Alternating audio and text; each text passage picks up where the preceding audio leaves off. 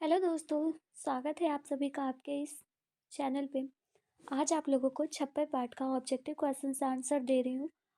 तो आप लोग शुरू से लेकर अंत तक वीडियो को ज़रूर देखिएगा, ठीक है। तो पहला क्वेश्चन है, नावादास किस काल के कवि थे।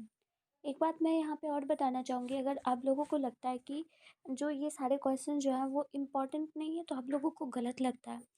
आपके हिंदी के क्वेश्चन में इसी तरह का क्वेश्चन पूछा जाता है, तो प्लीज़ सीरियस होके थोड़ा सा पढ़ लीजिए। ज़्यादा देर का तो वीडियो भी नहीं रहता है, 10 मिनट का, तो प्लीज़ उसे 10 मिनट तक वॉच कर लीजिए और देखिए कि आपको कितना ये सारा क्वेश्चन आ रहा है या नहीं आ रहा है।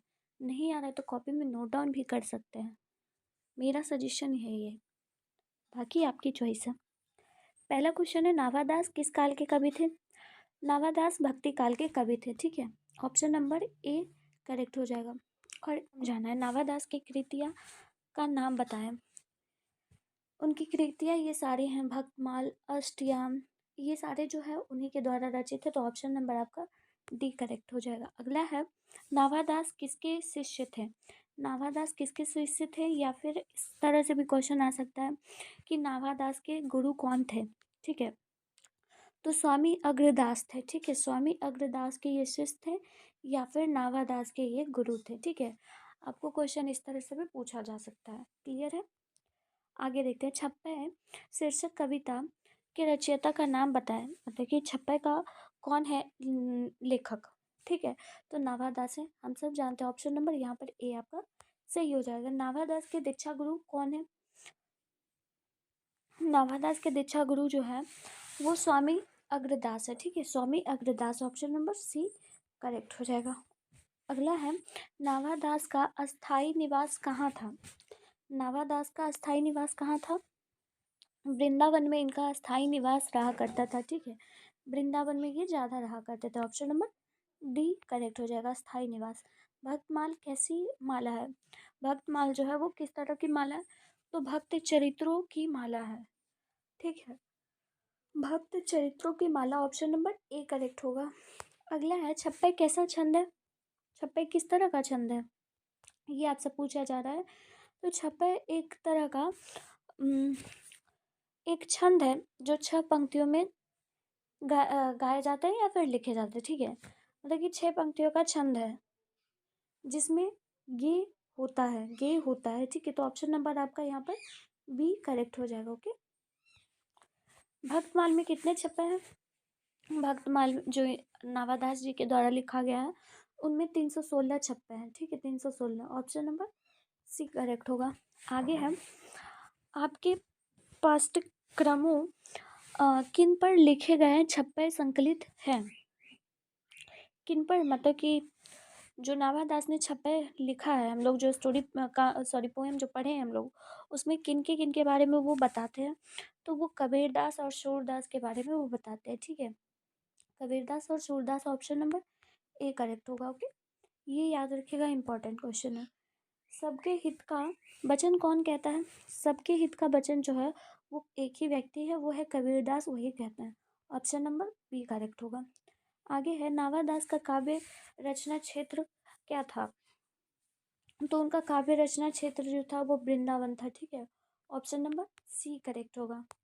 आगे है, नावादास की ब्रज भाषा एक सेकेंड, गद्य की रचना कैसी है, कौन सी है। जो ये सारे में से कौन सी जो है वो ब्रज भाषा में लिखी हुई है, ये पूछा जा रहा है।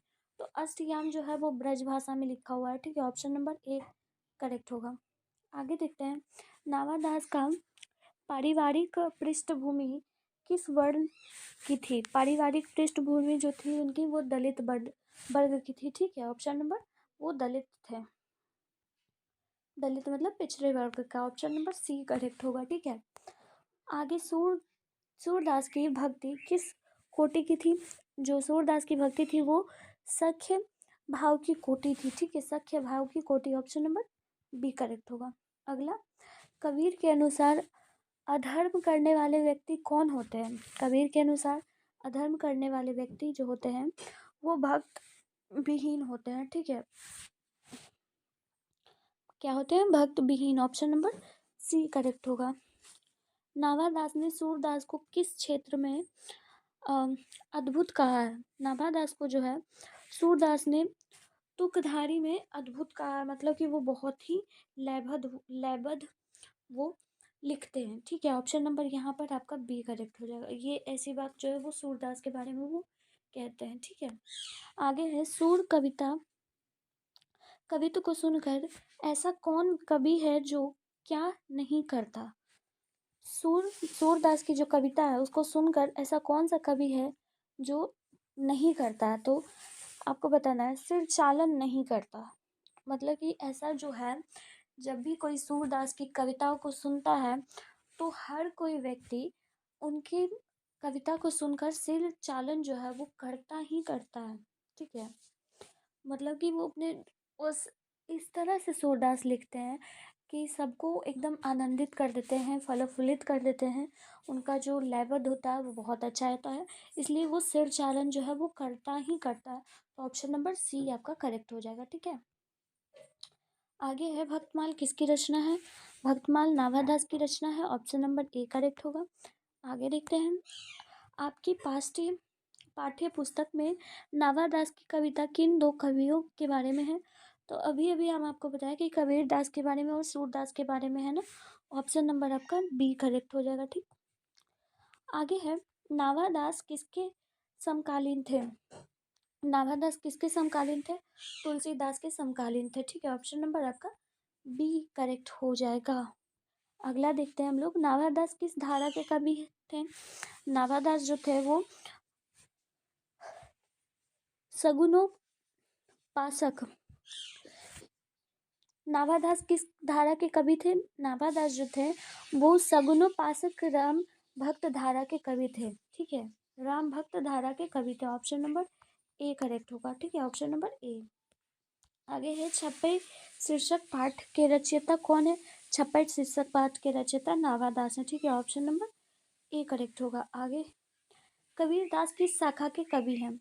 कबीरदास किस शाखा के कवि है, निर्गुण शाखा के कवि हैं। ठीक है, निर्गुण शाखा के कवि, ऑप्शन नंबर बी करेक्ट होगा। कहानी का अर्थ क्या होता है। कहानी का अर्थ क्या होता है, एक आंख का ना होना। कहानी का मतलब यही होता है। ठीक है, एक आंख का ना होना कहानी, उसी को कहा जाता है। ऑप्शन नंबर ए करेक्ट होगा। ओके, अगला देखते हैं हम लोग, पाठ के अनुसार सबके हित का वचन कौन कहता है। पाठ के जो छपे लिखा गया उसके अनुसार जो कबीरदास है वो सबके हित की बात करते हैं। ठीक है, सबके हित की बात करते हैं और ये बहुत इंपॉर्टेंट क्वेश्चन है आपका, इम्पॉर्टेंट है। ठीक है, तो याद रखिएगा। अगला है, निम्नलिखित में से कौन से कवि निरक्षर थे। कौन से कवि निरक्षर थे, तो कबीरदास। ठीक है, कौन से कवि निरक्षर थे, Kabirdas. Option number A correct होगा। ठीक है, चलिए अब आपका यहीं तक क्वेश्चन था। आई होप कि आप लोग समझ गए होंगे अच्छे तरीके से और कहीं पे कोई परेशानी नहीं हुई होगी। चलिए फिर मिलती हूँ मैं नेक्स्ट वीडियो में, तब तक के लिए आप लोगों का शुक्रिया।